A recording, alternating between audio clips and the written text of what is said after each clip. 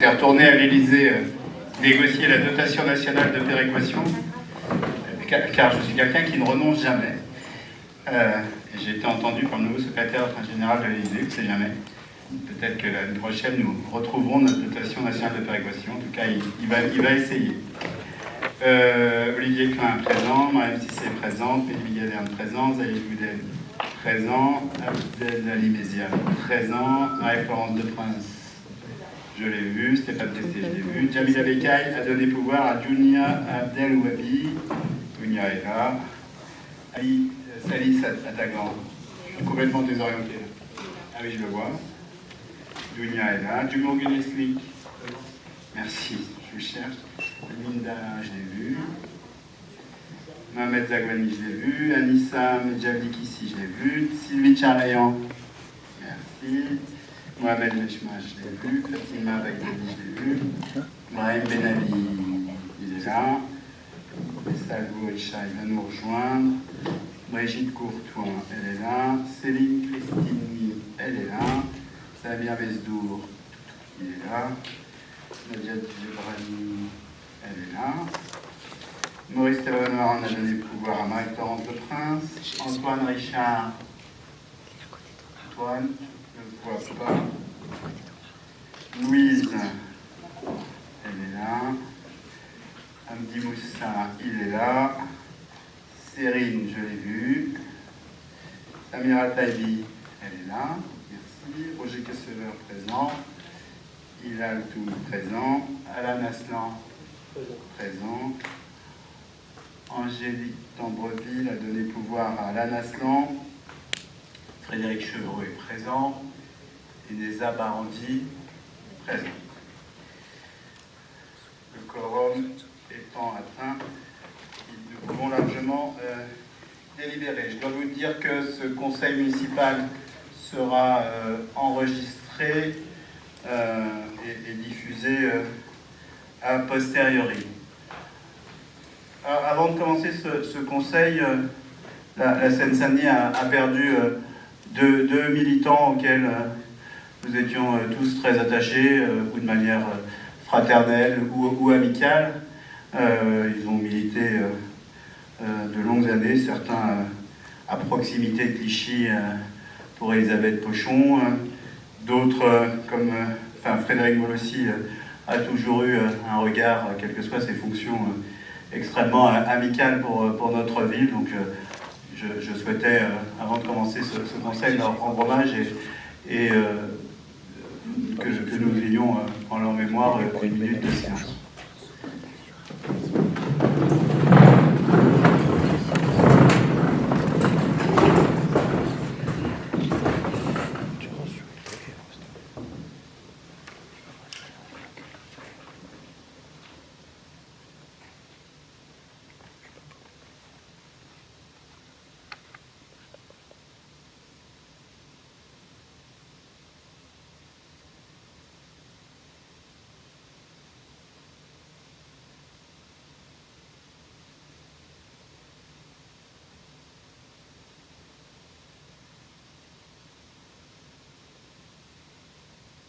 Je vous remercie.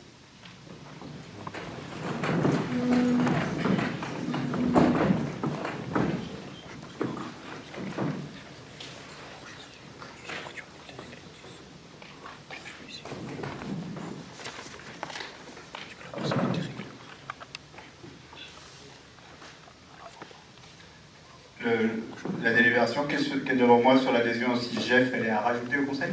Je ne sais pas où l'administration est fou. Non, elle est déjà à l'ordre du jour. J'ai reçu une question. Antoine, tu es là.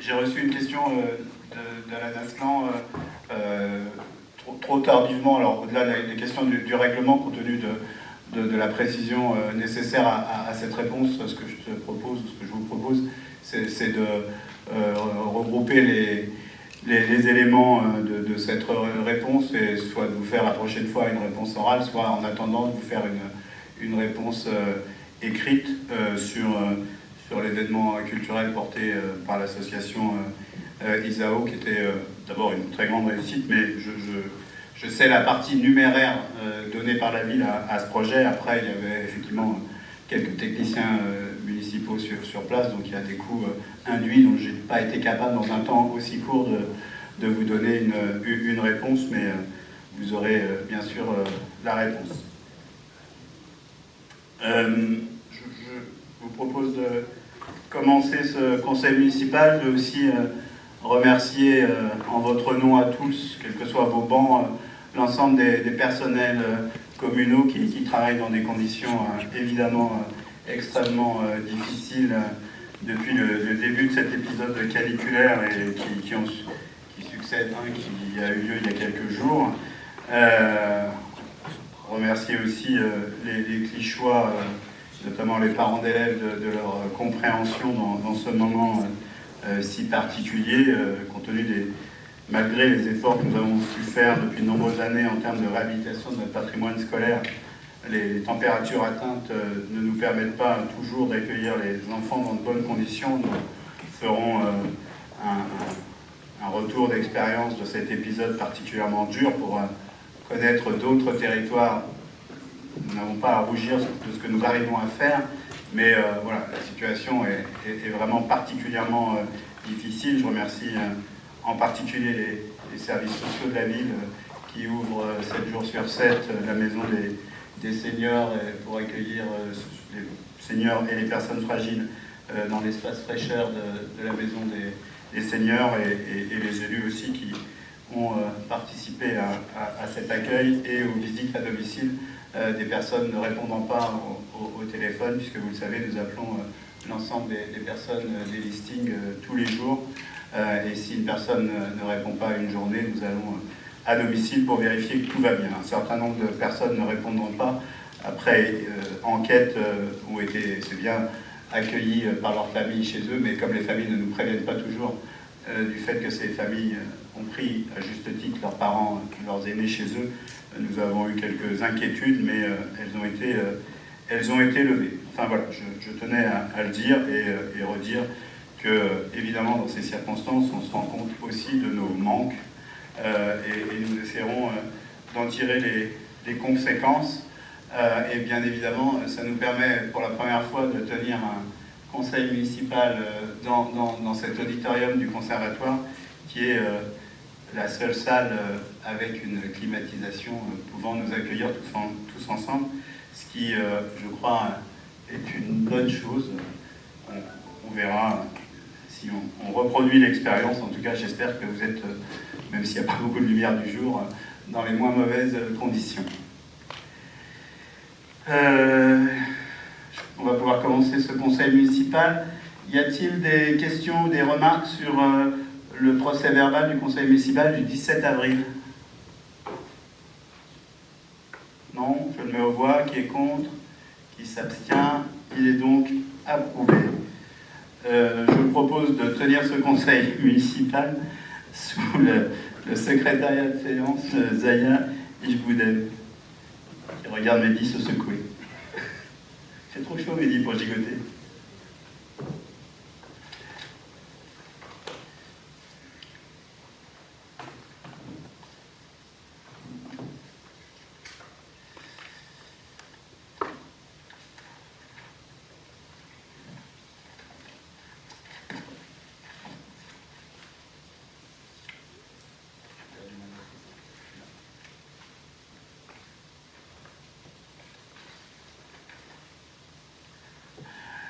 Alors, une modification par rapport aux présentations habituelles du compte financier. Vous savez qu'habituellement, il y avait deux présentations, le compte administratif, celui de l'ordonnateur, et le compte de gestion, celui du comptable, du trésor public, et il y avait deux votes.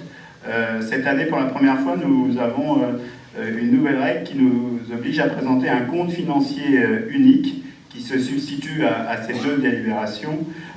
C'est un document commun qui est composé des données de l'exécution budgétaire et des informations financières et patrimoniales de de notre commune, et ce document est évidemment contrôlé par le Trésor public, par l'ordonnateur, par le comptable et par l'ordonnateur. Je vous propose de ne pas refaire le débat d'orientation budgétaire 2026, mais bien de me concentrer sur l'exécution du budget de 2026. Donc vous avez le compte financier qui relate donc l'exécution du budget de l'exercice écoulé, intégrant les mouvements financiers effectivement opérés.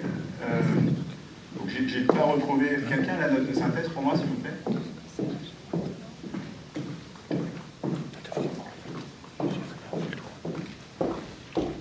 Olivier,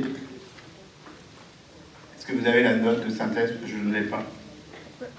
Je peux extrapoler, mais ça peut être long. Pardon?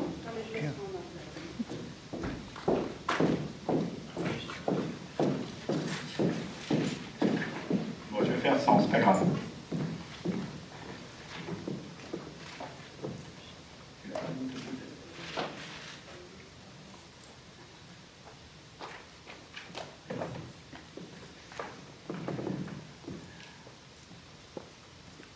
Donc, comme je vous l'ai dit, hein, nous l'avons vu lors du RAB, le résultat de la section de fonctionnement du budget 2026-25 s'établit avec un déficit de moins 1 200 000 €, mais un excédent cumulé des années antérieures de 1,085 million d'euros, ce qui nous amène à un résultat global déficitaire de 168 000 €, ce qui est, au regard de la totalité de notre budget, bien évidemment, une somme parfaitement dérisoire. En investissement, le déficit de l'exercice s'élève à 9 300 000 €, j'arrondis, et après le résultat, la reprise de l'excédent de l'année 2024 qui était de 10 millions d'euros, notre résultat global, qui sera réintégré dans une délibération suivante, ressort positivement avec un solde positif de 956 000 €. Si je rentre dans les résultats, dans les détails, dans la section de fonctionnement, pour arriver au déficit de clôture, nous avions 63 200 millions d'euros de recettes, 448 000 millions d'euros de dépenses, donc ça donne le résultat de clôture négatif de 1,2 million d'euros, avec le solde des recettes de l'année antérieure. Nous arrivons aux chiffres que je vous ai donnés. L'explication de ces différences, c'est celle que nous avons donnée au moment du rapport d'orientation budgétaire et au moment où nous avons décidé d'augmenter les impôts. C'est les pertes de recettes, ce n'est pas l'augmentation des dépenses, c'est la diminution des recettes. Comme je vous l'ai expliqué, hein, nous avons perdu plus d'1 million d'euros de recettes suite à l'exonération de TFPB des logements acquis par les PFIF dans les copropriétés du Chêne Pointu, mais pas seulement, dans l'ensemble du programme hors code. Et la deuxième baisse de recettes, hein, c'est la disparition de la dotation nationale de péréquation, puisque nous n'avions pas augmenté les impôts depuis plus de 10 ans et que nous avons une baisse des recettes fiscales. Notre effort fiscal a été estimé par l'État et les services fiscaux comme insuffisamment fort sur la pression des Quichois, et donc nous étions considérés comme une ville moins pauvre, pour ne pas dire presque riche, puisque nous ne faisions pas porter l'effort fiscal sur les contribuables. Et comme nous ne faisions pas porter l'effort fiscal sur les contribuables, la mécanique de l'État estimait que nous n'avions plus besoin de la dotation nationale de péréquation, et donc en 2 ans, dans le cadre de la disparition en sifflet de la dotation nationale de péréquation, nous avons perdu 1 million d'euros supplémentaires, et donc nous avons perdu 2,5 millions de recettes, ce qui explique le déficit de la section de fonctionnement, et malheureusement ce qui explique les raisons pour lesquelles nous avons dû augmenter les impôts lors du dernier conseil municipal pour combler une partie de la baisse de recettes et surtout retrouver un effort fiscal suffisant pour que l'État, ce qui n'est que justice, nous verse à nouveau la dotation nationale de péréquation, tout ça ayant pour objectif de maintenir la qualité du service public et mettre en œuvre notre programme. Voilà ce que je peux dire sur ce compte financier unique, pour ne pas être trop long, laisser la place au débat, même si il s'agit de quelque chose d'assez mécanique, puisque c'est l'exécution du budget de l'année 2025.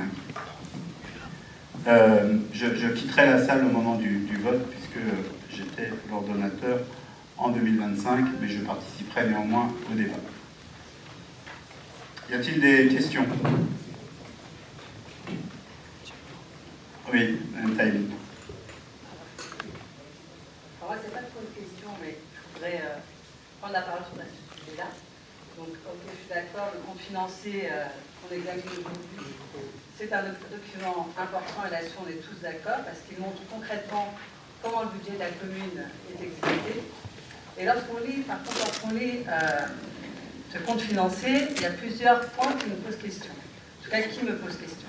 Donc la section de fonctionnement, déjà, elle se termine avec un déficit de plus de 1,25 million d'euros. Et même si la section d'investissement est excédentaire, elle ne doit pas nous faire oublier les fragilités de fonds. Alors je veux rappeler, en tant qu'élu aux finances dans la majorité, j'avais déjà alerté à plusieurs reprises Monsieur le maire sur certaines orientations, et notamment sur le projet PVC, et que mon objectif était justement d'éviter cette situation que nous connaissons aujourd'hui. Et malheureusement, toutes ces alertes n'ont pas été entendues. Du coup, ma position aujourd'hui, elle reste cohérente avec ce que j'avais déjà exprimé à l'époque, et je ne peux pas dire que ce compte me satisfait au vu des déséquilibres constatés et des choix qui ont été faits.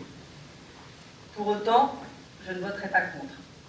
C'est un document de constat qui retrace ce qui a été fait et cela engage la responsabilité de tous.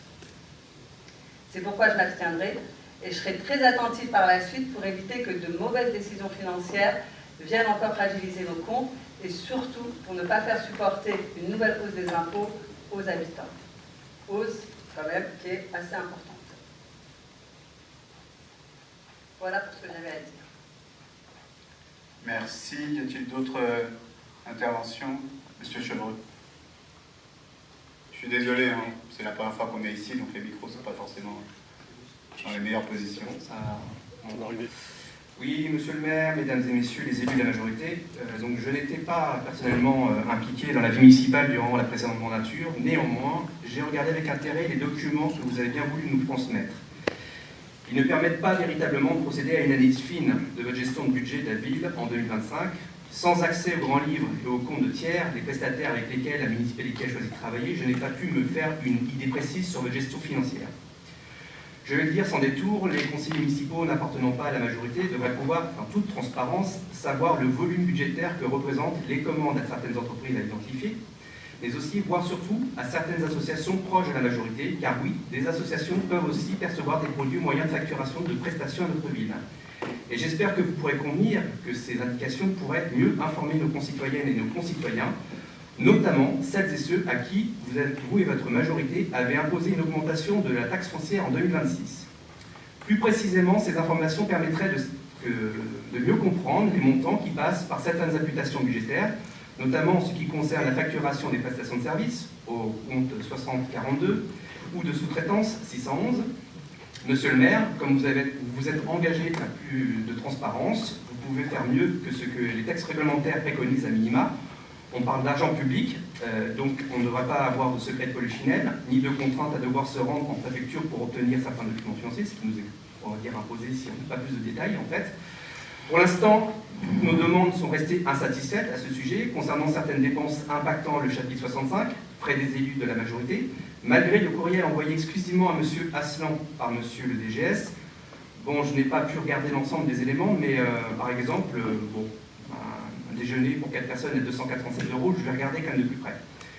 Et il me semble que d'ailleurs le plafond réglementaire pour les agents territoriaux c'est 20 €, mais à vérifier. Donc revenons au CFU. Je peux donner un exemple, avoir accès à certaines données plus précises concernant les mandats imputés au compte de la page 76, notamment les fluides, serait plus éclairant. Je remarque une dépense de 89 304 € de carburant, ce qui me semble assez élevé au regard des déclarations de la majorité qui annonçait dès 2020 vouloir faire de la part belle à l'écologie. Si nous avions des échanges constructifs sur ce type de dépenses, cela permettrait probablement de donner du sens à ce que vous annonciez lors du conseil d'installation, travailler avec l'ensemble des élus. Plusieurs comptes sont désormais assez basiquement, sur la nomenclature N57, on ne comprend pas, par exemple, ce que pourraient recouvrer les combustibles, article 6621, et pire, il y en a un qui s'appelle carrément autre, mais cette autre, qui est de 613,58, donc j'en conclus que c'est l'allocation, c'est 595 453 d'autres. Bon, bah, ça mène quand même à une question, de se dire, bah, c'est quoi cette autre à ce montant?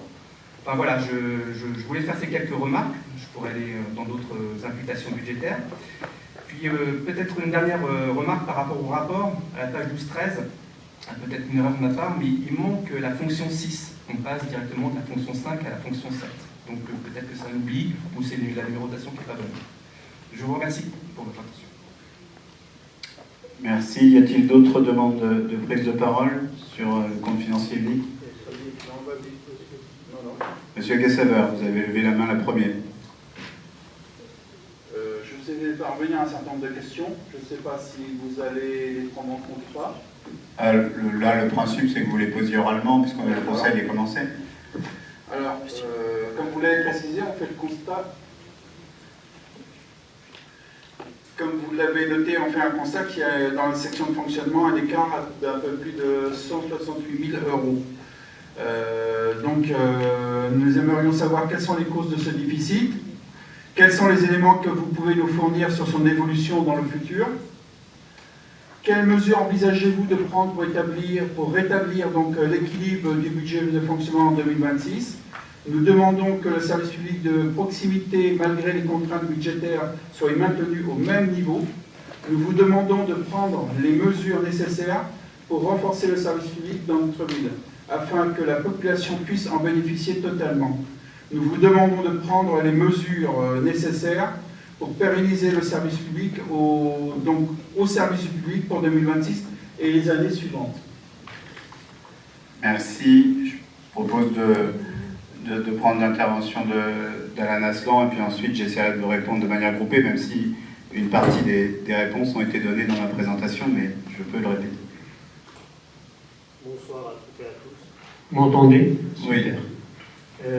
Juste pour information, monsieur le maire, en fait, j'ai posé la question orale, j'ai envoyé le mail il y a plusieurs jours, mais on a des soucis avec nos boîtes mail et apparemment je ne suis pas le seul. Juste pour information, mais j'irai voir le service informatique. Ma question, j'en ai qu'une. Pouvez-vous confirmer que le retour à un résultat accumulé positif repose principalement sur près de 5 millions d'euros de recettes restant à réaliser, dont l'essentiel correspond à des subventions de l'État? Quel est le niveau de certitude de leur encaissement et quels seraient les effets sur les finances communales si une partie de ces recettes n'était finalement pas perçue? Merci. Alors, je vais commencer par la fin, parce que votre question est plutôt liée, mais elle reprendra une question de M. Aslan. Nous avons la certitude de la dotation de la politique de la ville.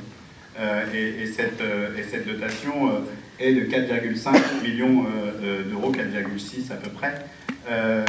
Et donc cet équilibre est un équilibre certain, mais j'y reviendrai lors de la délibération sur l'affectation des résultats. Ensuite, les fluides, les carburants, les énergies, par rapport à l'intervention de M. Chevreul, nous savons tous que depuis la crise ukrainienne, même si les chiffres sont revenus à des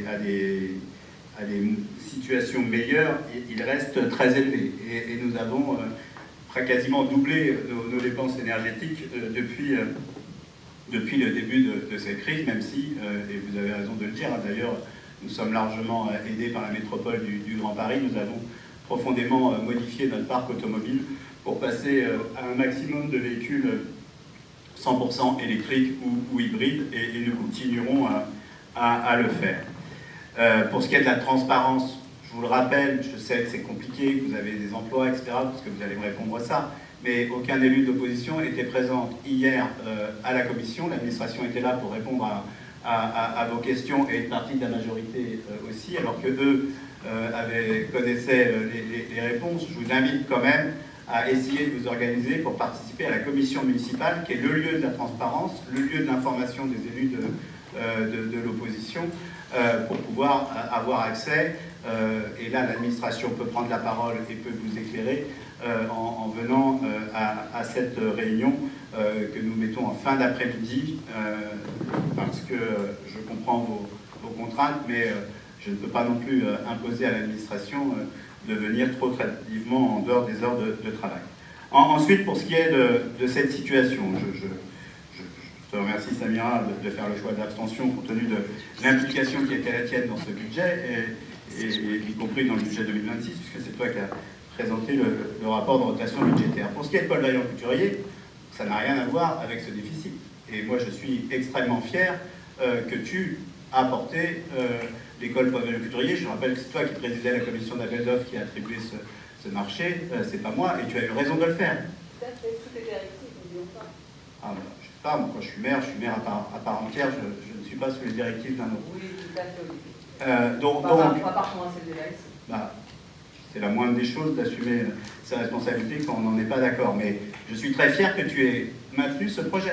Ce projet est dans l'intérêt de tous les enfants de Clichy-sous-Bois qui auront accès à un pôle éducatif de grande qualité, dans lequel les parents seront fiers de mettre leurs enfants, dans lequel nous aurons tout à la fois 2 écoles primaires, une crèche, une maison de la parentalité et nos centres de loisirs. Donc ce lieu va nous permettre d'abord de réduire l'éclatement d'un certain nombre de nos bâtiments et donc à terme de faire des économies de structure et surtout, dans le cadre du projet Cœur de Ville, avoir une école comme ce bâtiment qui permettra à tous les Clichysois d'être fiers de mettre leurs enfants dans ce pôle éducatif qui sera à la hauteur de notre ambition à tous. Je pense que chacun autour de la table, quel que soit son banc, doit être fier de pouvoir offrir aux Clichysois dans quelques semaines maintenant un lieu avec autant de qualité pour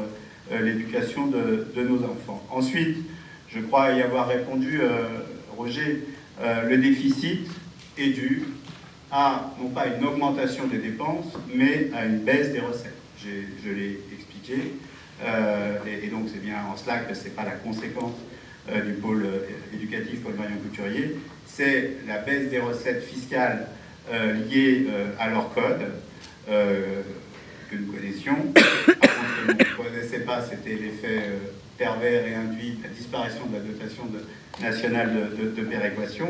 Mais au total, la commune a perdu plus de 2 millions d'euros de recettes. Et malheureusement, quand on perd 2,2 millions d'euros de recettes, eh bien, ça se voit d'un point de vue budgétaire, même si, in fine, notre budget est équilibré grâce à l'excédent. Malheureusement, la question qui nous demande de prendre les mesures nécessaires pour pérenniser le service public, d'une certaine manière, je vous remercie de la poser. Parce que ce soit vous ou nous qui soyez à cette place, la seule mesure nécessaire et suffisante et obligatoire, c'est l'augmentation de la fiscalité.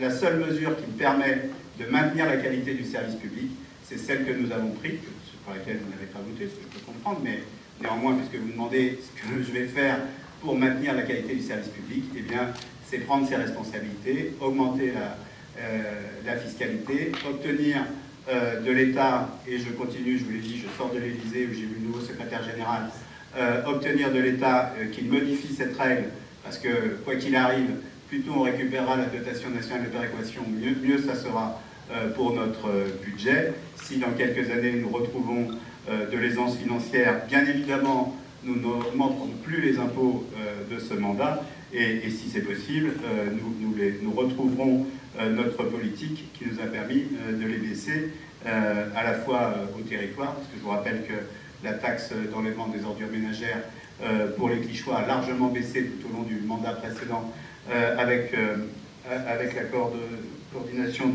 des taux entre les 14 villes, les 12 villes de l'EPT qui sont dans le même syndicat, puisque Clichy, Montfermeil et Gournay sont aussi très, donc ils n'ont pas eu la convergence des taux, mais les 12 autres villes ont eu la convergence des taux et ont vu leur leur TOM baisser. Donc oui, nous avons pris des mesures nécessaires pour pérenniser le service public. Vous allez voir dans quelques délibérations que nous retiendrons notre engagement et que nous proposerons la gratuité de la cantine pour le quotient, l'ancien quotient le plus bas, et ça fera plus de 250 familles qui ne payeront plus la cantine à partir de la rentrée prochaine. Donc nous allons même faire mieux que de pérenniser le service public de Clichy, nous allons l'améliorer.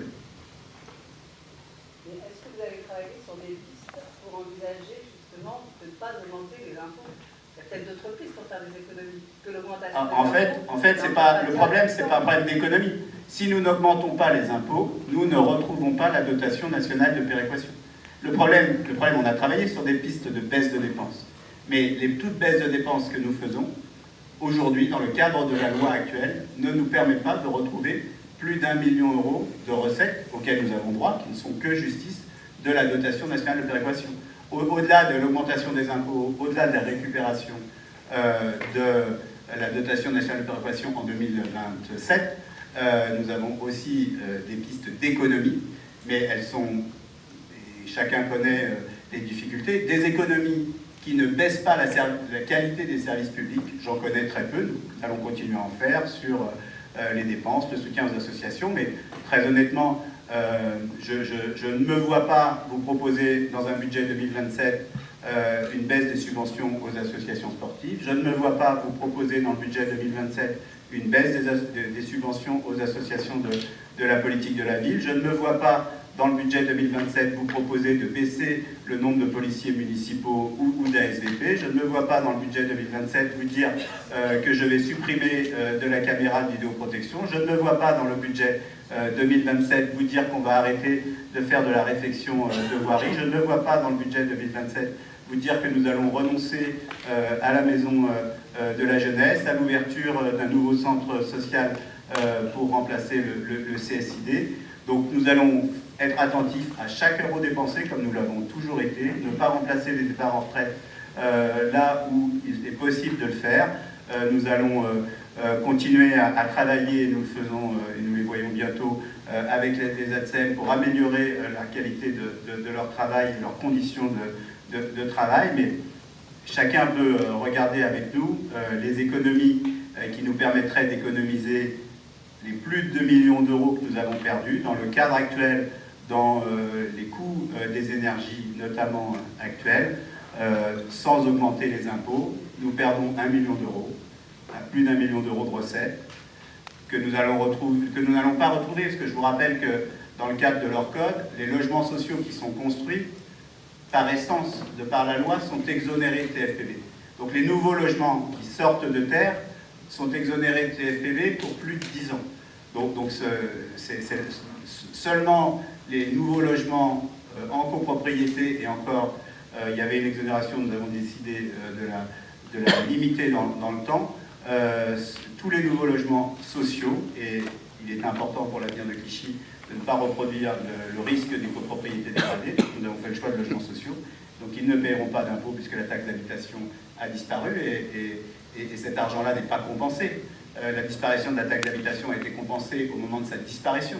Tous les nouveaux logements auxquels les habitants auraient dû payer une taxe d'habitation, eh bien là, nous n'aurons pas de compensation de l'État. Notre population va être relativement étale, donc notre DGF ne va pas être modifié. Donc je peux vous assurer, vous pouvez nous croire que nous avons étudié toutes les possibilités. C'est pour ça que nous avons pris cette délibération le plus tardivement possible, que je continue pour vous tous à me battre pour essayer de changer cette règle qui n'est pas juste. Et là encore, tout à l'heure, le secrétaire général de l'Élysée, quand je lui ai expliqué, était étonné, il a pris des notes, mais bon, avec Olivier Wolf, nous avions déjà pris notre bâton de pèlerin, nous avons vu 3 ou 4 ministres pour raconter la même histoire de cette disparition de la dotation nationale de péréquation. Et entre-temps, en plus, la directrice des finances publiques a quitté son poste, donc il va falloir reprendre notre bâton de pèlerin pour lui expliquer au nouveau ou à la nouvelle cette situation. Voilà, je vous prie de croire, vous n'êtes pas obligés, bien évidemment, nous ne sommes pas tous sur les mêmes bancs, mais que nous avons essayé pour les budgets à venir, parce que là on parle toujours de 2025, de trouver d'autres solutions que d'augmenter les impôts. Mais je crois vraiment, sincèrement, qu'il n'en existait pas. si je comprends bien, la seule solution pour pouvoir équilibrer notre budget, c'est l'augmentation des impôts. Donc c'est pour Clichy de supporter justement la charge de cet équilibre budgétaire. C'est une partie des Clichysois, puisque de par la disparition de la taxe d'habitation, seuls les Clichysois propriétaires vont payer l'augmentation de taxes foncières. Ce n'est pas le débat du jour, puisqu'on parle du budget 2025. Mais oui, c'est malheureusement... Ah oui, donc c'est leur faute, ils sont propriétaires, c'est vrai. Non, mais c'est pas de leur faute. C'est pas de leur faute, et c'est de la faute de personne.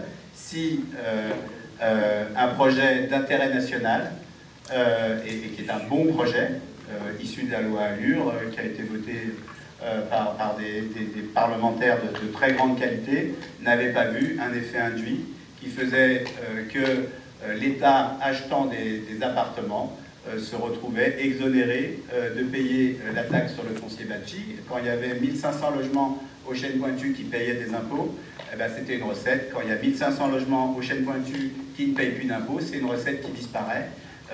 C'est juste, d'une certaine manière. Ce qui est injuste, c'est que ça soit au budget communal de le porter et que l'État n'a pas prévu une méthode de compensation de ces sommes. Et la deuxième, mais bon, on a déjà expliqué ça 20 fois, la deuxième conséquence, en plus de ce million perdu de recettes fiscales, eh bien, comme nous n'avons pas augmenté, parce que quand même, il ne faut pas oublier ça, ça fait plus de 10 ans que nous n'avons pas augmenté les impôts. Je pense que si c'était à refaire, nous aurions probablement dû augmenter légèrement les impôts un peu et arriver aux chiffres d'aujourd'hui pour ne pas être dans cette situation. Ce qui me réjouit, c'est que quand j'étais élue aux finances, les impôts n'ont pas augmenté pendant 10 ans. Merci. Oui, mais peut-être que Madame la maire adjointe chargée des finances, vous auriez dû nous proposer, en toute intelligence, d'augmenter les impôts. Parce qu'on n'en serait pas dans cette situation si vous n'aviez pas proposé de le faire. Si c'est à refaire, je le referai. Et donc, on serait, si vous étiez à cette place, vous seriez obligé de prendre la même décision. Non, j'aurais tout fait pour ne pas le faire. Il n'y a pas d'autre solution. Et s'il vous plaît, vous ne m'interrompez pas, sinon on trouvera une autre méthode. Mais la règle, c'est de demander la parole dans un conseil municipal. Frédéric Chevreux. Oui, merci pour les explications sur effectivement, on précise effectivement que je n'ai pas pu. Baissez le micro parce que. Ça va? Vous m'entendez? Selon. Un gestion? Tu arrives? Ça va arriver, parce que c'est pas automatique. C'est bon? Oui. Oui, je vous remercie. Effectivement, la raison de mon absence, c'est pas toujours évident de s'organiser, ça c'est très clair. Donc, sinon, j'aurais pu poser une question, on s'arrange. Voilà, il y a d'autres commissions, j'essaie d'être le plus présent possible. Voilà. Ceci étant, oui, la question, là, on est en train effectivement de cliver les habitants, parce qu'il y a des habitants qui ne payent plus de taxes d'habitation, qui auraient les moyens de la payer. Mais c'est une décision, voilà, qui a été décidée par Emmanuel Macron. Il ne faut pas oublier ça. Donc voilà, on en parle parce que vous êtes de ce côté-là. Voilà, très clairement, on ne va pas falloir l'oublier. Donc aujourd'hui, c'est pas aux propriétaires. Et pourquoi les habitants aujourd'hui, peut-être, n'ont pas eu vocation... Les propriétaires ne payent plus non plus de taxes d'habitation. Ils ont aussi profité. Très bien, j'entends bien, mais justement, la conséquence, c'est qu'on va augmenter la taxe foncière. Donc les habitants, les propriétaires, vont devoir mettre la main à la poche, très clairement. Alors pour certains, comme moi, il n'y a pas de souci. J'ai un esprit, vous le savez, socialiste, donc je contribue solidairement, il n'y a pas de problème. Mais il y a d'autres habitants qui n'ont pas les moyens de ça. Et c'est peut-être cette augmentation qui va les empêcher de partir en vacances ou carrément qui va les obliger à vendre. Et c'est ça qui m'agace, moi. Ce n'est pas des décisions anecdotiques. Voilà, c'est pour ça qu'on se bat. Donc aujourd'hui, la responsabilité, ce n'est pas celle des habitants propriétaires. C'est une politique de gouvernement qui n'a pas suffisamment réfléchi. C'est dommage parce qu'ils payent des agences aujourd'hui, quand même vraiment très cher, pour normalement prendre les bonnes décisions. Visiblement non. Mais voilà, je tiens à faire cette remarque quand même. Merci. Merci. Après, je pense que la décision de suspendre la taxe d'habitation est, pour un grand nombre de nos concitoyens, une bouffée d'oxygène extrêmement importante. La question, ce n'est pas de suspendre la taxe d'habitation, c'est la compensation. D'abord parce que cette décision profite tout à la fois aux locataires du logement social, mais pas seulement, et aux propriétaires qui payaient les deux taxes. Aujourd'hui, une seule taxe a été maintenue, vous le savez, je ne vais pas refaire cette histoire-là. Et donc, oui, aujourd'hui, nous avons une situation où seuls les propriétaires supportent cette augmentation. Mais je le redis, cette augmentation de 7 points, elle est estimée pour une valeur locative moyenne à une augmentation de 25 € par mois, donc vous multipliez par 10, ça fait 250 € par an. C'est une somme importante pour beaucoup des habitants de notre commune, mais cette augmentation, elle n'a pas eu lieu depuis 10 ans. Et en même temps, la baisse de la TOM, il suffit de regarder la TOM que vous payez si vous êtes propriétaire au moment de la création de l'EPT Grand Paris Grand Est ou à la fin de la communauté d'agglomération Clichy-sous-Bois-Montfermeil et la somme que vous payez aujourd'hui, la différence est de près d'une centaine d'euros de baisse. Donc il y a aussi des mécanismes atténuateurs. Je ne dis pas que cette disposition d'augmenter les impôts, nous l'avons fait de gaieté de cœur, je vous le redis. On a essayé de trouver d'autres solutions et surtout, au moins, de récupérer la dotation nationale de péréquation. Nous l'avons perdue, c'est injuste, je ne vais pas vous dire le contraire. Nous nous sommes battus. La multiplication des ministres des territoires et des ministres de la ville depuis plusieurs mois ne nous a pas permis d'obtenir, mais je ne connais pas aucun, alors que j'ai alerté des parlementaires, aucun parlementaire qui a déposé une PPL ou un amendement dans quelques... il y a bientôt une loi sur le projet de loi sur le logement. J'invite les parlementaires que vous connaissez à déposer un amendement pour régler notre problème, si c'est possible. Hein, et auquel cas, nous aurions peut-être la capacité de baisser à nouveau notre fiscalité. Pardon, je suis comme vous, je suis un peu fatigué par la chaleur, excusez-moi. Je vous propose de... Oui, bien sûr. C'est à quelle date que vous avez su la suppression de la recette fiscale, monsieur le maire? La dotation nationale de péréquation en décembre, je pense. En décembre 2025. Mais vous savez, j'ai rien caché. Hein, la totalité des courriers que j'ai envoyés aux différents ministres pendant toute cette période ont été transmis lors de la délibération. Voilà, j'ai pensé longtemps que nous trouverions une solution et que l'État compenserait. Mais quoi qu'il arrive, à un moment ou à un autre dans ce mandat, il aurait fallu augmenter un peu la fiscalité locale, quelle que soit la personne qui serait à cette place. Je vous l'assure, à un moment, une ville ne peut pas rester. Nous étions devenus, alors que nous sommes toujours, la ville de France hexagonale la plus pauvre. N'oublions jamais cela.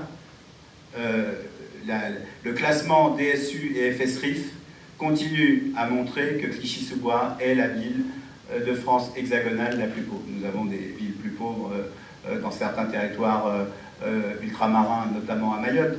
Mais donc, c'est là où il y a une très grande injustice. Nous continuons à être classés numéro 1 dans notre versement de la dotation de solidarité urbaine. Nous continuons à être classés numéro 1 dans la dotation de solidarité du fonds du FSRIF, du fonds Île-de-France. Et en même temps, nous perdons la dotation nationale de péréquation. Donc, je crois, malheureusement, je le reconnais, je n'ai pas gagné, mais je ne renonce pas à ce que cette dotation, elle soit un jour récupérée et elle nous permette soit de ne pas baisser les impôts, soit, comme le dit Roger, de faire mieux du service public avec cette recette.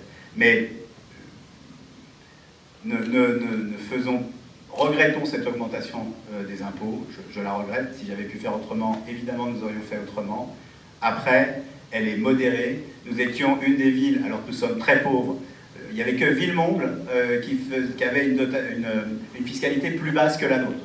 C'est quand même un peu curieux, compte tenu de ce qu'on sait et de la richesse de Clichy et de notre population, qu'on soit une des villes avec les taux les plus bas. L'augmentation que nous avons faite nous met encore à un taux d'imposition sur le foncier bâti inférieur à l'Ivry-Gargan. Nous ne sommes pas redevenus ce que nous étions. Hein.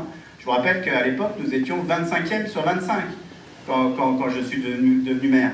Donc nous sommes passés de 25e sur 25 à 2e sur 25.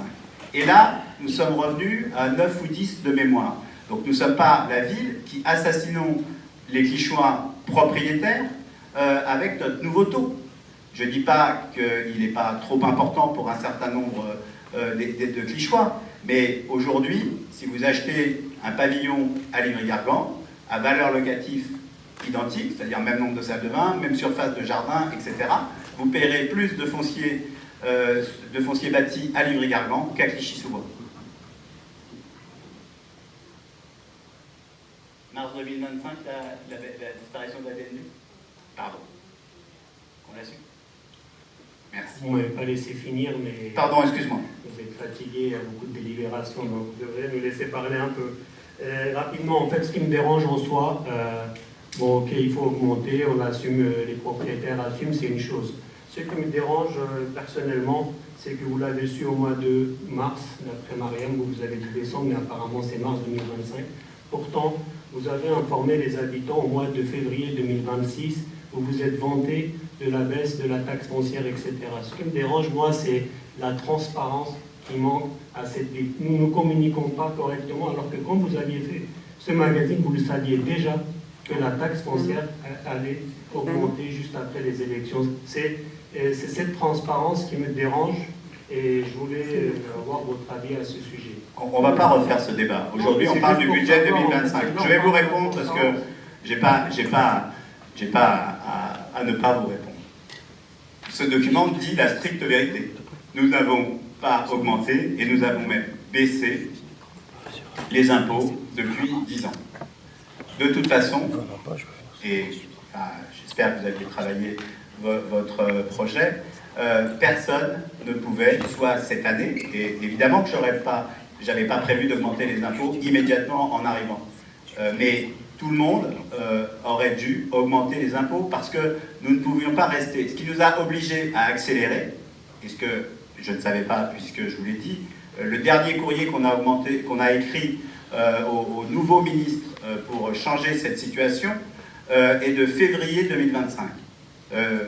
2026. Février 2026. Donc encore quelques mois avant les élections municipales, nous espérions récupérer la dotation nationale de péréquation. La perte de recettes, j'essaie d'être clair, mais peut-être que je ne le suis pas, la perte de recettes fiscales liées à l'acquisition par l'État des logements dans le Chêne Pointu. Ça, nous l'avions intégré dans notre budget, dans notre prospective financière. Donc cette baisse-là, ce n'était pas un sujet. Nous étions capables de l'absorber. Ce que nous n'étions pas capables d'absorber, c'est la conséquence que nous n'avions pas prévue, c'est vrai, y compris FCL, y compris les cabinets qui travaillent pour nous, qui allait faire que cette dette était doublée par la disparition de la dotation nationale de péréquation. Donc, nous ne pouvions pas dire qu'on allait augmenter les impôts, parce que la baisse, enfin je viens de le dire, je ne vais pas le répéter, la baisse de recettes liée à l'achat de l'EPFIF était acceptable. Ce qui n'est pas acceptable, c'est que cette baisse et le fait de ne pas avoir augmenté les impôts nous mettent dans une... et que les autres villes aient augmenté les impôts. Parce que l'effort fiscal est une comparaison. L'effort fiscal est une comparaison. Donc on ne peut pas prévoir l'effort fiscal sans connaître exactement ce que les autres villes ont fait. Quand Montfermeil, Livry-Gargan augmentent de manière massive les impôts avant les élections, eh bien, ils nous mettent dans la panade. Parce que eux augmentent l'effort fiscal, la moyenne de l'effort fiscal, je suis désolé de vous faire un cours de finances publiques, ils augmentent l'effort fiscal dans notre département, et donc mettent Clichy dans une situation où l'effort fiscal devient trop faible. Et donc, l'État se dit, merde, Clichy, ils n'ont pas besoin de fric, puisqu'ils n'augmentent pas les impôts, et qu'ils ils font porter sur leurs contribuables un effort fiscal moins important que Livry-Gargan ou d'autres villes de Seine-Saint-Denis. Et c'est ça la conséquence que nous ne pouvions pas anticiper. C'est aussi les autres augmentations. Et là, je vous dis toute la tambouille. Aujourd'hui, si nous avons augmenté les impôts de 7%, et je croise les doigts que nous ne soyons pas trompés, c'est aussi en prévision de ce qu'allaient faire nos petits camarades. Parce que, imaginons que vous avez vu Florency augmenter les impôts, Aulnay augmenter les impôts. Eh bien, le nouvel effort fiscal va être calculé aussi au regard des augmentations des autres. Normalement, parce qu'on a été accompagné, on a fait le bon calcul et on a augmenté le minimum possible pour que notre effort fiscal nous fasse re-rentrer dans la dotation nationale de péréquation. Si on avait pu augmenter, on a fait les calculs, et les élus qui sont autour de moi peuvent en témoigner, si on avait pu augmenter de 5% et revenir dans un effort fiscal suffisant pour retrouver la dotation nationale de péréquation, nous aurions augmenté de 5 points. Mais ces 5 points seraient fait contribuer seulement les Clichois, sans avoir le retour de notre dû de la part de l'État. Donc si nous sommes arrivés à ce chiffre, c'est pour que l'effort fiscal affiché pour la DGCL, qui regarde les finances locales, eh bien, soit suffisant pour retrouver. Voilà. Donc, je vous prie de croire que nous avons augmenté les impôts du moins possible pour avoir une double recette. La recette de l'effort de tous les contribuables clichois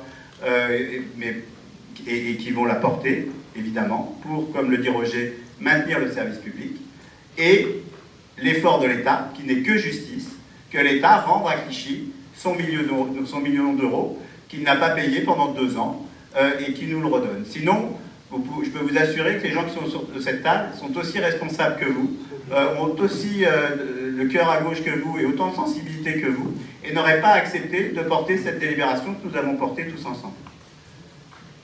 Je vais quitter la salle et demander à Mariam de procéder au vote sur le compte financier.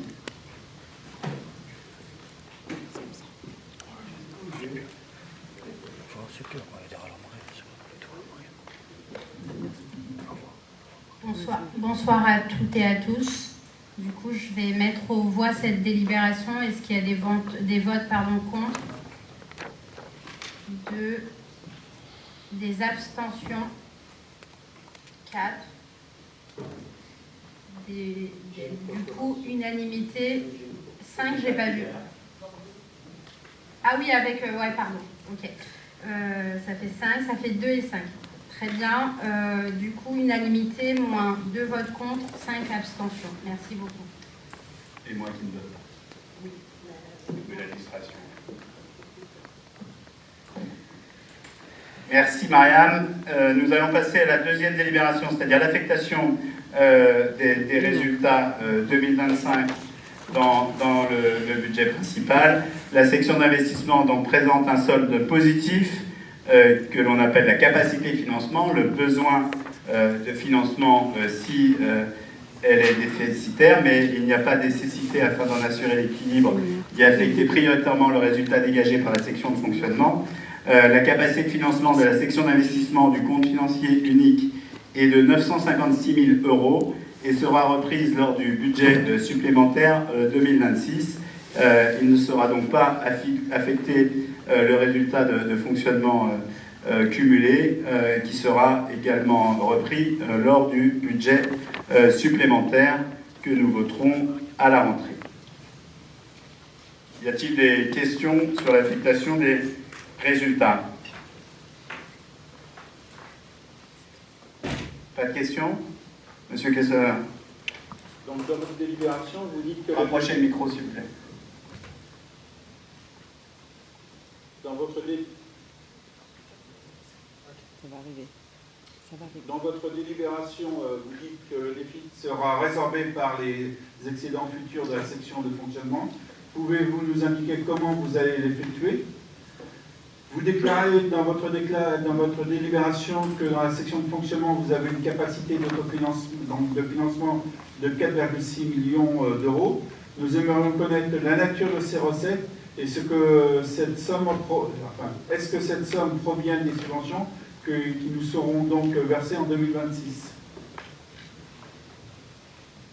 Donc là, je l'ai dit un peu tout à l'heure lors d'une réponse à M. Chevreux, le déficit sera couvert dans le cadre du budget supplémentaire, au-delà des nouvelles recettes fiscales, par des restes à réaliser du fonctionnement à hauteur de 4,6 millions d'euros, correspondant principalement, il y a d'autres recettes, à la dotation de politique de la ville qui est due, qui est pas mandatée, mais notifiée, pardon, mais non encore perçue. Cette dotation de politique de la ville, elle correspond, alors pour la plus importante, à la halle Barbus pour 223 000 euros, pour le terrain synthétique Barbus pour 450 000 euros, pour la rénovation thermique du groupe scolaire Paul-Éluard pour 600 000 euros et, aux surprises, 800 000 euros pour le groupe scolaire Paul Vaillant Couturier.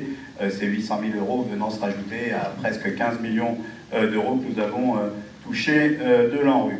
Nous avons aussi, dans le cadre des travaux qui sont en cours autour de Calto et du square du Chêne Pointu, 520 000 euros de recettes. Alors, je ne vous ai pas mis le détail. Nous en avons une... Ah, pardon, j'en ai oublié une autre sur PVC d'1 million d'euros et une autre de 123 000 euros. Le total des subventions de DPV sur le groupe scolaire Paul Vaillant Couturier pour la DPV, et seulement la DPV 2026, est de près de 2 millions d'euros. Donc, vous voyez que ce n'est pas une conséquence de ce groupe scolaire qui, aujourd'hui, nous oblige à augmenter les impôts. Le total des subventions non encore perçues, mais déjà notifiées, est de 4,6 millions d'euros, ce qui nous permet de couvrir les déficits. Y a-t-il d'autres questions? Non. Je mets aux voix l'affectation des résultats. Qui est contre? Qui s'abstient? Donc il y a 1 contre, 6 abstentions et la majorité vote pour. Alors la délibération numéro 3 sur la convention d'occupation précaire entre l'État et la ville de Clichy-sous-Bois pour 25 parcelles situées allée des Prés. Vous le savez, Clichy devait être le terrain d'assiette d'un autoroute, je ne vais pas refaire l'histoire, la 87, la Riso, etc., qui n'a jamais été construite. L'État, d'abord dans un certain nombre de conventions, a mis à disposition ces terrains et mes prédécesseurs, nombreux, ont mis ces terrains à disposition, notamment des jardins clichychois. Nous avions travaillé un moment avec Claude Dillin, puisque l'État voulait réaliser ces parcelles et les vendre à des promoteurs. Nous avions à un moment regardé la possibilité de créer du logement sur ces parcelles, mais nous y avions renoncé. D'abord pour préserver les jardins clichychois, mais l'État qui voulait réaliser ces parcelles, évidemment, a tenu à ce qu'il y ait des conventions entre la ville et nous. Après, il y a eu Cécile Duflot, qui est devenue ministre, et qui a reproposé aux villes, pas seulement à Clichy, de racheter les terrains d'État à plus ou moins l'euro symbolique, mais là encore dans une politique de création de logements. Et donc nous n'avons pas fait le choix de réaliser ces créations de logements en zone pavillonnaire, puisque ça ne correspondait pas à notre projet de préservation des zones pavillonnaires. L'État, aujourd'hui, souhaite, dans le cadre d'une convention précaire, que nous payons une convention d'occupation précaire, ce qui est la règle, hein, en réalité, quand un Clichychois met une benne sur le domaine public, on lui demande une redevance. Ou quand un constructeur met un échafaudage sur le domaine public, on lui demande une redevance, c'est la règle. Donc, il y a eu de nombreux échanges entre la ville et l'État pour calculer cette redevance annuelle. Elle est pour 11 740 mètres carrés de 17 496 euros. Sachant que l'État nous demande un paiement rétroactif de ces parcelles. Là, nous sommes sur la période 25-26 de mémoire. Il y aura probablement une autre délibération à faire, parce que nous ne sommes pas mis d'accord sur la rétroactivité et le coût total de cette convention d'occupation précaire. Mais compte tenu de l'intérêt que nous portons tous au jardin clichychois, notre volonté de préserver cet espace écologique à l'intérieur de nos communes, et pas prendre le risque que l'État réalise ces parcelles et les mette en vente, hein, il vit chez lui, je vous propose d'accepter cette convention d'occupation précaire. Y a-t-il des questions? Oui. Donc la redevance demandée par l'État s'élève à 52 000 euros sur les 3 ans. Nous demandons que la municipalité entame des discussions avec l'État pour que ce transfert de propriété se fasse à titre gratuit ou à l'euro symbolique, comme nous avons l'habitude de le faire avec d'autres organismes, notamment les bailleurs. Nous demandons que les parcelles soient dévolues pour le bien-être donc des Clichois et des Clichoises, et que ces parcelles soient dévolues à une valorisation écologique et sociale, et qu'elles restent dans cet esprit-là. Merci. C'est bien. Qu'est-ce que vous voulez que je vous réponde? C'est notre prise d'opposition, donc voilà, la question c'est qu'on veut avoir aussi une garantie sur ça, quoi. Sur quoi? Sur le fait que ces terrains restent dans la nature qu'ils sont aujourd'hui. Qu'est-ce que je viens de vous dire? Vous venez de le dire, oui, effectivement. Ah. Donc, ça confirme tout simplement que pour nous, ça sera, enfin pour moi en tout cas, ça sera pour. Si nous n'acceptons pas cette convention d'utilisation précaire, d'occupation précaire, je vous ai fait l'histoire. L'État est chez lui. Il peut le vendre. Et donc ça, c'est hors de question. Nous souhaitons le maintien des jardins clichois, mais à un moment, on parle de 1,49 € du mètre carré par an. On est bien en dessous du prix du foncier, du marché, etc. Moi j'entends, hein, et je vous ai dit que j'ai essayé de négocier au plus juste. Et ça, c'est pas le prix de départ. Mais à un moment, ça peut paraître dérisoire que l'État demande 17 000 € à la ville de Clichy, mais ce qu'il fait à Clichy, monsieur Rosny Bernard, il doit s'appeler comme ça, le patron du foncier de l'État, il demande la même somme partout en France. Et donc c'est 17 000 € multipliés par 36 000 communes, etc. Ça doit représenter, dans le budget de l'État, des sommes non négligeables. Donc on s'est battu, on a atteint cette somme-là, on continue à se battre sur l'antériorité. Par contre, l'engagement que je prends, c'est ce que j'ai dit dans ma présentation, c'est qu'il est hors de question pour nous que ces terrains soient dévolus à autre chose. Alors, je l'ai dit à l'association des jardins clichois quand j'étais à l'Assemblée générale, il y a quelques utilisateurs, Céline est là pour en témoigner, Jamila n'est pas là, il y a quelques utilisateurs dont j'aimerais qu'ils fassent quelques efforts de gestion de leurs parcelles en termes de propreté, l'absence de tonneaux, etc., etc. Parce que l'intérêt de ce projet, c'est qu'il soit écologique et apporte de la qualité visuelle de notre espace public. Donc on a à retravailler, à continuer à travailler avec cette association et les personnes qui gèrent des terrains, et notamment, je le dis parce que je leur ai dit, il y a trop de non-clichois qui ont des parcelles.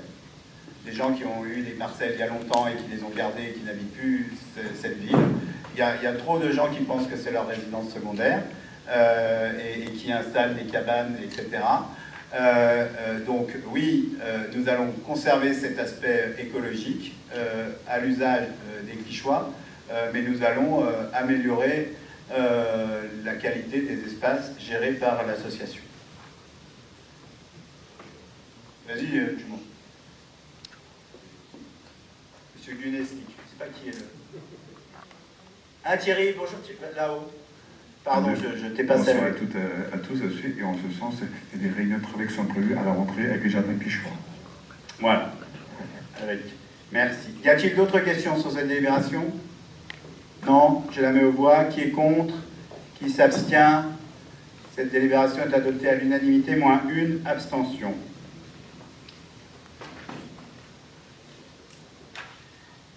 Alors, la délibération numéro 4, l'autorisation préalable de mise en location, demande de délégation à la ville de Clichy-sous-Bois. Maria, j'ai pas le nom des... Oui. Mais c'est toi. Alors, merci. Du coup, par délibération fin 2018, la ville, en lien avec l'EPT Grand Paris Grand Est, a instauré un dispositif d'autorisation préalable de mise en location qu'on appelle communément le permis de louer, conformément aux dispositions des articles L635-1 jusqu'à 11 du CCH, issus d'abord de la loi Allure et renforcés par la loi Elan. Ce dispositif vise à lutter contre l'habitat indigne, puisque le service hygiène vient visiter chaque logement avant sa mise en location et à améliorer la qualité de l'habitat et du parc privé. À la suite du renouvellement de l'exécutif de l'EPT, il convient de solliciter une nouvelle délibération dans toutes les villes de l'EPT pour le maintien de ce dispositif sur le territoire communal et conformément aux compétences propres de l'EPT et donc de l'État. À cette occasion, on vous propose d'apporter quelques modifications au périmètre d'application du dispositif. On propose de supprimer le cumul entre la déclaration de mise en location et l'autorisation de mise en location, ce qui fait une simplification des démarches pour les propriétaires qui étaient obligés dans un premier temps de déclarer qu'ils allaient mettre en location leurs biens, puis en parallèle de demander l'autorisation. Et il s'avère que l'autorisation suffit en fait pour donner l'arrêté qui convient pour louer le logement. Deuxième chose, on souhaite exclure du champ d'application du permis de louer les logements de la ZAC livrés depuis moins d'1 an, qui sont seulement dans les ZAC, donc qui sont suivis par les services à la fois de la ville et de l'EPT dans le cadre de livraison, qui font l'objet de visites préalables. Et du coup, on propose à la livraison d'exclure ces logements pour une durée d'1 an après leur livraison. Et ensuite, on propose l'exclusion des logements appartenant au patrimoine de la ville, compte tenu des procédures de contrôle de gestion déjà mises en œuvre par la collectivité sur ces logements. Et essentiellement, ce sont les logements de la résidence sociale Jaurès qui pourraient être concernés. Voilà. Est-ce qu'il y a des questions sur le permis de louer et son maintien sur le territoire? Merci beaucoup, Marianne, de suivre ça. Nous allons aussi relancer le permis de diviser, parce que c'est une autre mesure coercitive pour éviter l'arrivée des marchands de sommeil. Je ne sais pas si vous voulez. Oui, on entend. On m'entend. Qui vient compléter le travail de la CIFAE, qui achète, je sais qu'on me l'a reproché, mais qui achète des pavillons en zone pavillonnaire pour justement éviter l'acquisition par des futurs marchands de sommeil et des divisions ineptes de ces pavillons ne respectant pas le caractère pavillonnaire de notre ville. Donc le duo permis de diviser, permis de louer que nous proposons de porter fait partie avec d'autres de nos outils de lutte contre les marchands de sommeil en zone pavillonnaire. Et avec le territoire, nous allons essayer d'être plus sévères. Et nous portons, je vous l'ai déjà dit, une demande auprès du territoire de mettre en place l'encadrement des loyers pour pouvoir continuer à faire de notre ville une ville populaire, et que l'arrivée du métro du Grand Paris, même si on a appris aujourd'hui une mauvaise nouvelle qui fait que nous allons encore perdre 6 mois avant la livraison du métro du Grand Paris Express, l'arrivée du métro du Grand Paris Express ne soit pas l'occasion pour certains propriétaires d'augmenter indûment les loyers. Je mets aux voix qui est contre, qui s'abstient. 4. Je ne veux pas vous donner des leçons de politique, mais vous abstenir sur un sujet aussi important, j'ai du mal à comprendre. Mais bon. Pardon ? Enfin, on n'a pas entendu ta question. En fait, il n'y avait pas de question, mais vu qu'on a une remarque, donc finalement, ce qui nous dérange en réalité, c'est les informations. Nous n'avons aucun chiffre dans la délibération qui nous indique cela correspond à combien de logements, etc. Donc on n'a pas voté contre, mais on a le droit de s'abstenir quand même.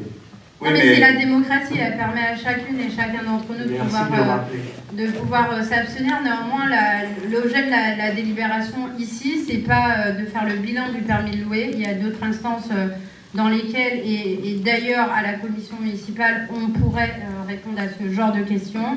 Là, c'est juste c'est dû au renouvellement de l'exécutif territorial, sinon nous n'aurions pas présenté cette délibération ici ce soir.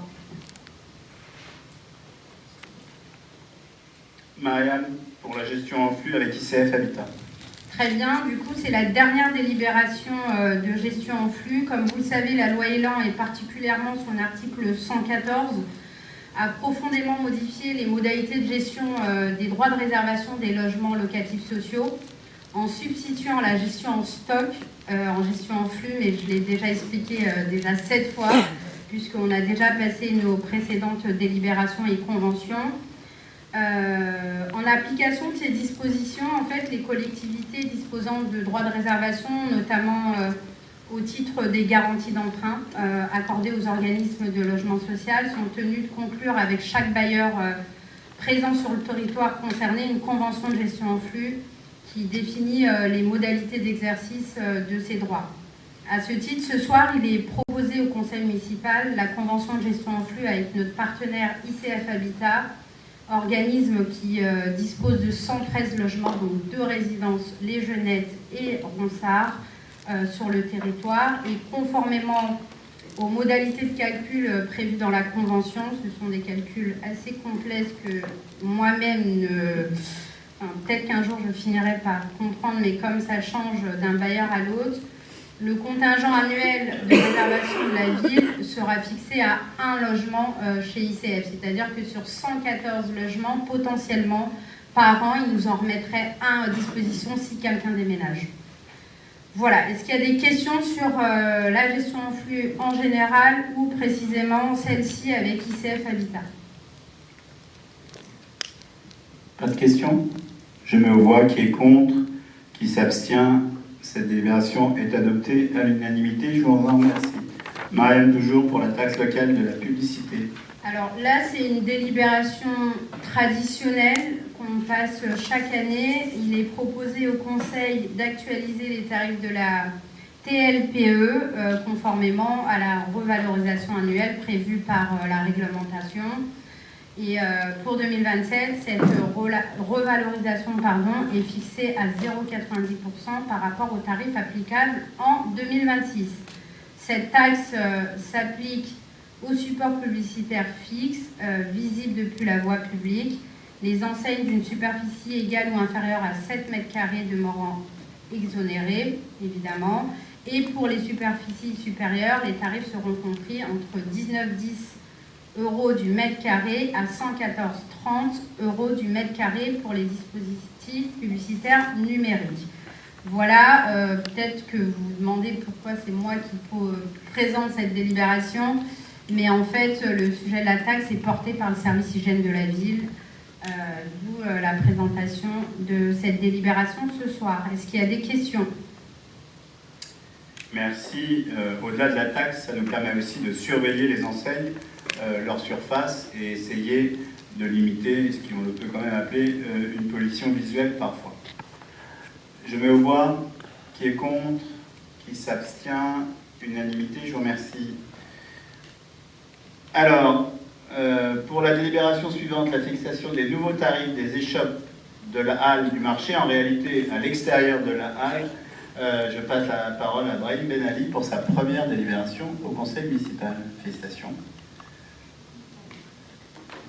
Il est à ma droite. Bonjour à toutes et à tous. Donc, présenter sa première après Mariam Cissé, ça va pas être facile. Donc, on va essayer quand même. Donc, cette délibération concerne les 4 échoppes de la nouvelle halle du marché forum. Ce sont des locaux commerciaux qui vont participer à l'attractivité de la halle et contribuer à la vie économique et commerciale du quartier au bénéfice des Clichéoises et Clichéois.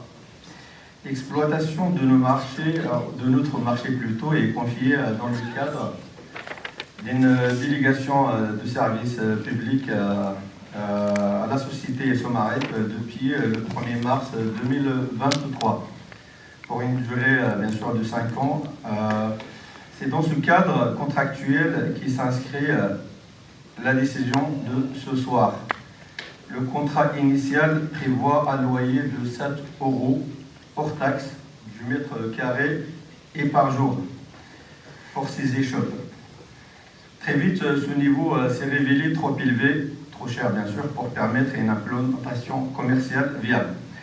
Nous l'avons donc abaissé une première fois en février dernier à 5,14 €. Mais après échange avec notre délégataire, et différents commerçants, ce tarif restait encore dissuasif. Donc c'est pourquoi le délégataire nous a proposé le 19 mars dernier de fixer ce loyer à 3,61 € hors taxe, bien sûr, pour 1 mètre carré et par jour.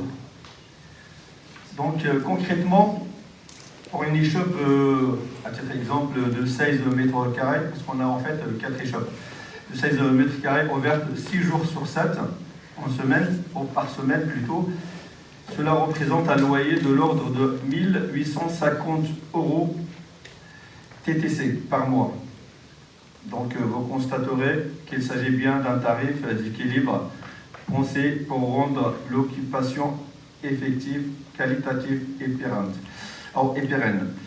Cette évolution a reçu un avis favorable lors de la dernière commission du marché forain réunie le 13 mai 2026 et s'inscrit pleinement dans le cadre contractuel de la délégation en application de l'article 21 et 26 du contrat et ne modifie pas les équilibres économiques de la DSP. Donc en conséquence, il vous est proposé ce soir d'approuver le nouveau tarif de 3,61 € hors taxe du mètre carré par jour pour les échoppes de la halle applicable au titre de l'année 2026 et pour l'année à venir, pour les années à venir, dans le cadre de la DSP. C'est fini. Avez-vous des questions? C'est plutôt Merci, Marion. Une première. Non, c'était excellent, bravo. Merci. Juste pour nous situer, en fait, vous pouvez me dire, Pardon. Excuse-moi, je prends. Est-ce que vous pouvez nous indiquer de quel commerçant il s'agit? Parce que j'ai du mal à me situer, parce que c'est à l'intérieur de la halle. Non, c'est à l'extérieur. En fait, on a prévu que dans le cadre du réaménagement de l'allée Anatole France, aujourd'hui, le système de fermeture de la halle ne fonctionne pas bien. Mais quand le marché n'a pas lieu, on a voulu, c'était la commande aux promoteurs, qu'il y ait une activité le long de la rue, même les jours où le marché sont fermés. Donc il y a 4 petites échoppes, ces petits 16 mètres carrés, qui sont de part et d'autre des entrées. Quand j'ai un peu demandé ça, moi j'avais le modèle de marché qu'on peut voir en province ou dans certains pays étrangers, où il y a des petites échoppes qui restent ouvertes même quand le marché est fermé. Donc aujourd'hui, il y a un travail qui est fait par le service commerce et la société Mandon de mise en concurrence de commerçants. Je ne sais pas où on en est sur le choix des commerçants. L'objectif aussi, c'est de permettre, parce qu'on a pour habitude plutôt de refuser les food trucks à Clichy, mais de jeunes Clichois qui avaient la modalité d'ouvrir des food trucks, de leur proposer de s'installer à l'intérieur de ces échoppes, 4, pour développer un projet économique. Donc vraiment, c'est des petits enfoncements, vous les verrez dès qu'elles seront ouvertes, de part et d'autre des grandes entrées du marché, mais qui donnent sur la rue, qui ne sont pas à l'intérieur et qui seront accessibles les jours où le marché est ouvert, mais aussi les moments où le marché seront fermés. On a le nombre de 4 échoppes en fait. C'est l'activité qui m'intéresse davantage. Pardon, c'est du food court. Ah oui, c'est de la nourriture, pardon, excuse-moi. La restauration en fait. C'est pas du tout une activité on a mis quelques food courts à l'intérieur du marché, les jours de marché, où on peut acheter un café, boire un thé, etc. Mais là, ça sera aussi de la restauration plutôt rapide à emporter, mais qui donne sur la rue. Food court. Frédéric. Oui. Alors, on n'est pas encore au niveau pour ceux qui connaissent, de la halle Bilboquet Moi, il y avait à Rouaille. dans la délibération des choses qui m'ont interpellé quand même. C'est il y a une question, c'est comme on parle de bénéficiaires pressentis, donc on est loin de l'idée du marché quand on parle de pressentis. Enfin, donc merci de répondre à cette question. C'est bien un marché public qui va sélectionner ces commerçants. C'est la commission du Voilà. marché. En revanche, je suis un peu étonné que les commerçants puissent, on va dire, négocier des tarifs pour s'y implanter. On parle d'efforts tout à l'heure pour les propriétaires, et là on va négocier des prix, on va baisser pour... Non, enfin à un moment donné, c'est la collectivité qui décide, c'est pas les commerçants qui décident des tarifs, je suis désolé. Hein. Et à un moment donné, il faut que ça rentre. À un moment donné, pour tout le monde, il faut que ce soit un équilibre. Hein. Donc, et puis je pense qu'à cet endroit-là, ça peut marcher. Donc, si effectivement ils pensent qu'il n'y a pas de rentabilité, bah, voilà, il y a d'autres commerçants qui peut-être voilà, se proposeront. Mais je pense que pour le coup, on ne peut pas d'un côté, on va dire oui, ça va être un peu moins cher, on va comprendre vos difficultés. Et les propriétaires qui sont en difficulté, bah, désolé, il va falloir faire un effort parce que vous comprenez, il faut faire rentrer de l'argent dans la caisse. Vous voyez, ça ne peut pas être deux discours différents. Même si c'est anecdotique et 4 commerçants, je pense que dans cette logique... D'abord, c'est dans le cadre de la délégation de service public, celui qui baisse ses recettes, c'est le délégataire, c'est pas la ville. Ensuite, c'est pas des franchisés McDonald's qui vont s'installer là, hein. C'est du petit commerce locaux. Donc c'est plutôt des jeunes en création d'entreprise et qu'on souhaite accompagner dans leur création d'entreprise. Donc il était important de trouver un équilibre financier sur ces échoppes, pour qu'elles ne restent pas fermées et qu'elles puissent proposer de la restauration rapide. Je crois qu'il y a des crêpes de mémoire et je ne sais plus quoi d'autre. Je ne sais pas si les 4 ont été choisis à ce stade. Il y a un croustille poulet. Même en lutte contre la crustification, on va pas se mettre à faire des croustilles poulets à tout va. Hein. Non, c'est pas le projet. D'humour. À ma gauche. 1, 2, ça marche. Juste pour compléter tes propos, c'est que donc l'impact de cette baisse-là n'a aucun impact sur les budgets de la ville, puisque c'est dans le cahier de charge et que donc nous, en tant que conseil municipal et autorité concédante, donc c'est nous qui devons délibérer sur les montants. Mais ces montants étaient bien compris dans le cahier de charge du délégataire. Donc pour nous, aujourd'hui, c'est aucun impact. Même si on avait maintenu au tarif ancien, ça n'aura pas d'impact sur les budgets de la ville. Merci. Je mets aux voix ce nouveau tarif. Qui est contre? Qui s'abstient? Cette délibération est adoptée à l'unanimité, moins 3 abstentions. Mariam, pour une délibération sur le recrutement des vacataires. Oui, donc il s'agit d'une délibération autorisant le recrutement de vacataires. Comme vous le savez, les vacataires sont des agents recrutés pour accomplir une mission précise, ponctuelle et non permanente. Leur rémunération est directement liée à l'exécution de cette mission et ne relève pas du statut des agents contractuels de droit public. À ce jour, le recours aux vacataires au sein de la ville repose sur 3 délibérations adoptées en 2007, 2008 et 2014, exclusivement consacrées au secteur de l'animation. Toutefois, les besoins de la collectivité ont évolué et concernent désormais d'autres services et équipements municipaux, notamment l'accueil périscolaire, l'organisation de manifestations communales et la sécurisation des traversées piétonnes aux abords des écoles, les missions de médiation, l'accueil dans les équipements culturels comme celui dans lequel on est ce soir, ainsi que la participation au jury de danse et de musique du conservatoire. Du coup, cette délibération, elle a pour objet d'autoriser et d'encadrer le recours aux vacataires pour l'ensemble de ces missions afin de répondre aux besoins ponctuels de la collectivité dans un cadre plutôt harmonisé. Est-ce qu'il y a des questions? Monsieur Chevreux. Oui, alors, effectivement, par rapport aux vacataires, parce que moi j'ai un peu regardé les missions, et les vacataires, pour certaines missions, notamment à proximité des enfants, c'est quand même bien qu'ils aient certaines formations, BAFA, VHSS, SST ou des choses comme ça. Et puis après, pareil pour la médiation, c'est un vrai métier, donc ça ne se fait pas au débeauté comme ça. Donc je pense qu'on ne recrute pas des vacataires. Et puis une dernière chose qui m'a interpellé, des vacataires aussi pour les jurys. Alors c'est pareil, les jurys, normalement c'est fait avec des professionnels, en règle générale c'est sérieux. Et donc je voulais savoir aussi comment recruter ces vacataires, parce que là, comme ça, on a l'impression que c'est des gens un peu qui sont en précarité. Et puis évidemment aussi un système de recrutement qui puisse bien nous permettre de voir que c'est des recrutements tout à fait équitables, il n'y a pas de parenté des élus ou des agents cadres, etc. Que ce soit vraiment ouvert à tous les habitants, parce que dans la campagne, moi j'ai eu des retours comme ça d'habitants qui envoyaient, qui proposaient d'avoir des postes, etc., temporaires pour leurs enfants, et ça n'aboutissait jamais, si c'était pas du bon côté, j'allais dire, du cadre. j'ose dire. Voilà, merci.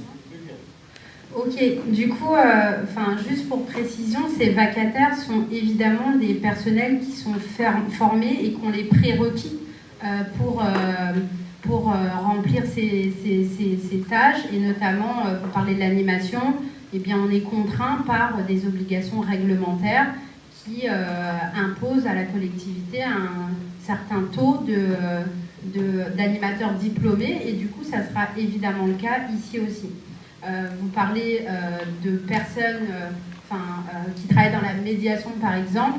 C'est vraiment la vacation, c'est-à-dire qu'on on dispose de ces agents que le temps d'un événement. Par exemple, pour sécuriser les contours du marché des saveurs, eh bien, on fait appel à des vacataires pour assurer la médiation. Mais ce sont un vivier d'agents qui ont à la fois la formation et les compétences pour remplir ces tâches.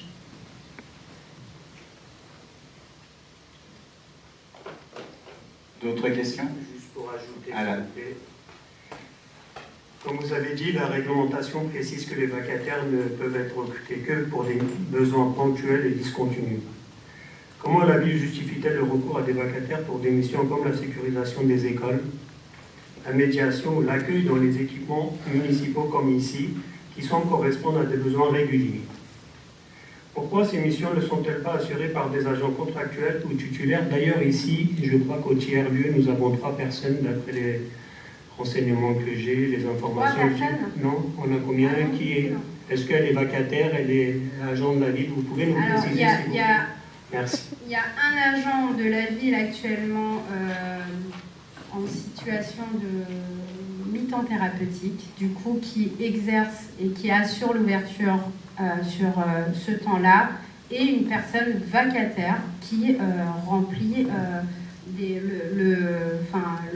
l'animation de ce lieu le reste du temps. Voilà.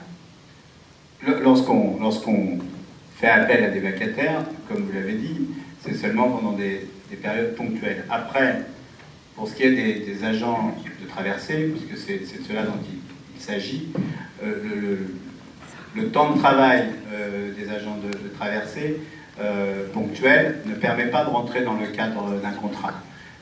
Par contre, ce que nous avons beaucoup amélioré ces dernières années, c'est l'accompagnement de ces agents de traversée, leur formation, notamment l'accompagnement par Montmarsec qui est présent au service emploi de la collectivité, pour que ce statut de vacataire et d'agent de traversée ne soit pas permanent, mais plutôt, en tout cas pour ceux qui le souhaitent, un pied à l'étrier. Pour ce qui est des vacations sur des missions d'animation, c'est sur des événements, Clichy-Plage par exemple, voilà. Et l'accueil dans des espaces, quand nous faisons appel à des vacations, c'est soit sur des événements où il va y avoir beaucoup de monde dans ce lieu, une journée porte ouverte, etc., ou exceptionnellement sur des remplacements de périodes de maladie. Mais il y a des moments où on n'est pas obligé de remplacer des personnes malades par des vacataires parce que c'est des services qui n'accueillent pas du public, par exemple. Mais là où il faut que la maison soit ouverte, on ne va pas recruter un contractuel quand on sait que la période de besoin est liée à un congé maladie et donc une période courte. Est-ce que nous avons répondu à vos questions? Merci. Je mets aux voix. Qui est contre? Qui s'abstient? Cette délibération est adoptée à l'unanimité, moins 1 contre. Marianne, toujours sur la modification du tableau des effectifs? Oui, alors, donc, comme chaque année, cette délibération vise à actualiser le tableau des emplois afin de l'adapter aux besoins des services et de comprendre les évolutions de carrière des agents de la collectivité. Dans cette délibération, les principales évolutions proposées sont les suivantes. Tout d'abord, la création de nouveaux postes pour répondre à l'évolution des besoins de service et notamment un coordinateur pour le pôle éducatif PVC, un professeur de formation musicale pour la classe CHAM et un directeur adjoint du conservatoire. Ça, c'est concernant les créations de postes.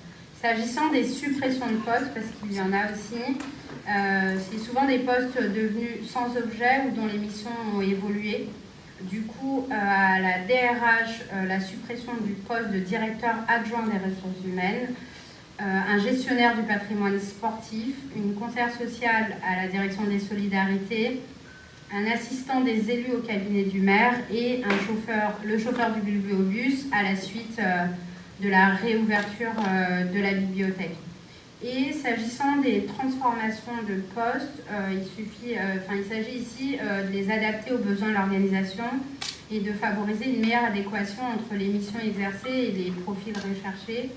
Il est notamment proposé de transformer un poste d'agent de renfort à 60% en un poste à temps complet à la direction des sports afin de répondre à un besoin permanent.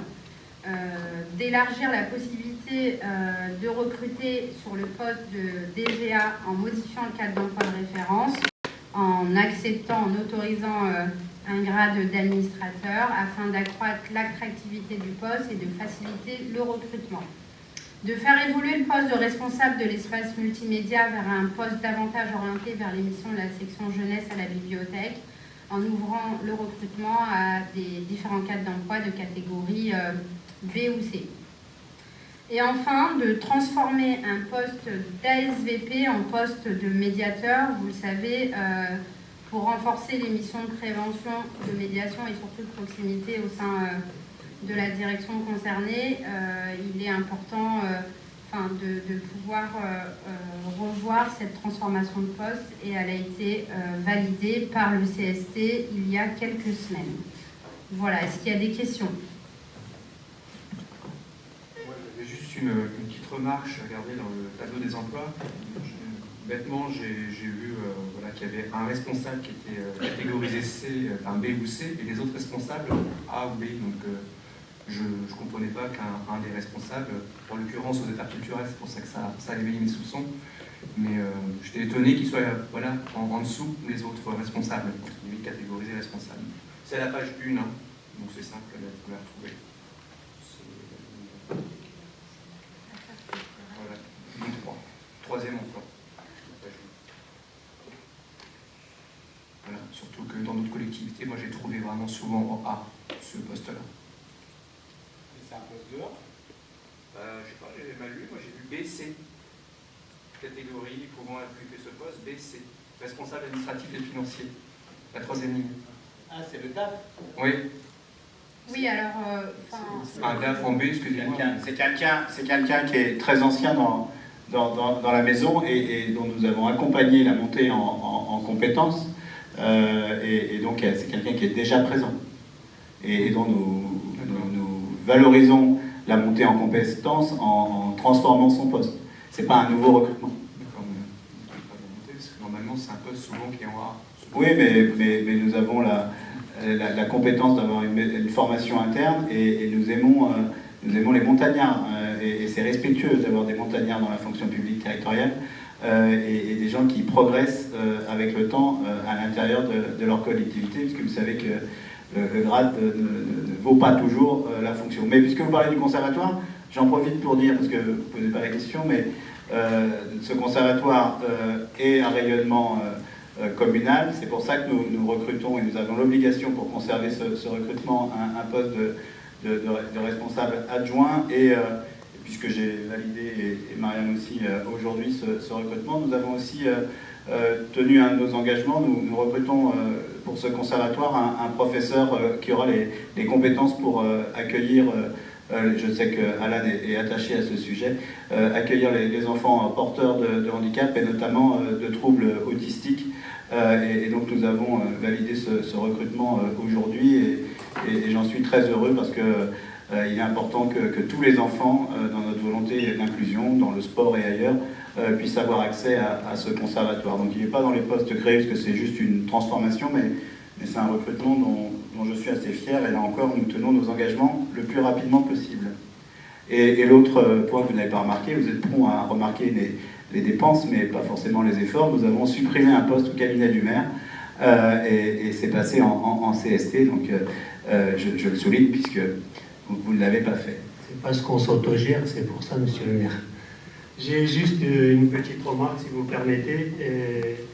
Pour les créations, il n'y a pas de sujet, c'est excellent, c'est super, merci beaucoup. Par contre, vous proposez de transformer un poste d'ASVP en poste de médiateur, dont les missions portent notamment sur la prévention de la délinquance, le travail de terrain avec les jeunes et le partenariat avec les acteurs de la médiation.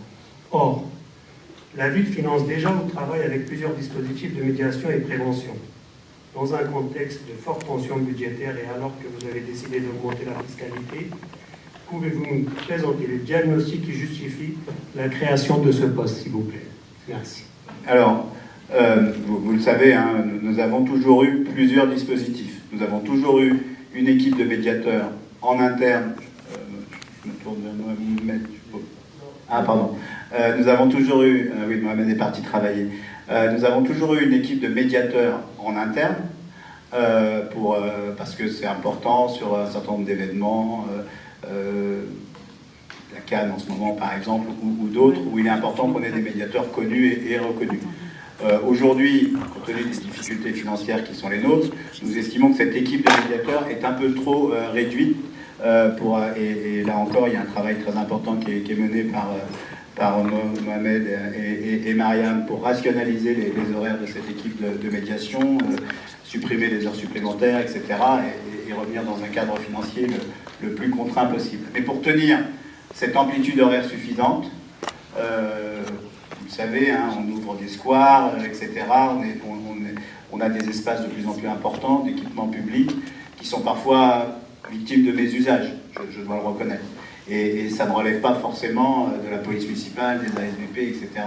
Et donc c'est pour ça que nous avons estimé que pour tenir une amplitude horaire suffisante, nous avons besoin de médiateurs villes supplémentaires. Après, vous parlez d'Optima, tu parles d'Optima, excuse-moi. L'équipe d'Optima, elle, existe toujours. Leur fonction est différente. Ils interviennent sur les squats, les occupations de halls, dans le cadre d'une convention sur le patrimoine de la copropriété du Chêne Pointu, dans le cadre d'une convention avec les PFIF, sur le patrimoine des bailleurs qui ont accepté de co-signer avec nous le marché d'Optima. Donc voilà, c'est complémentaire. Est-ce que je peux mettre aux voix? Donc qui est contre cette modification des tableaux des effectifs? Qui est contre? Qui s'abstient? Cette délibération est adoptée à l'unanimité, moins 5 abstentions, je crois.